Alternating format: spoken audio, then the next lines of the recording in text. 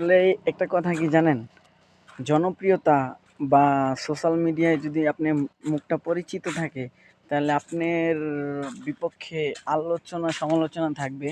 এটা নিয়ে মাইন্ড করার কিছু নাই। তা এই কথাগুলা কেন বলতেছি, যে একটা মানুষ যখন সফলতার পিছনে দৌড়ায় বা ওই জিনিসটা পাওয়া যায়, তখন কিন্তু তাকে টাইনা ধরানোর মানে নিচ থেকে টাইনা ধরানোর জন্য অনেক মানুষই থাকে। তো এটা শুধু বাংলাদেশে সম্ভব।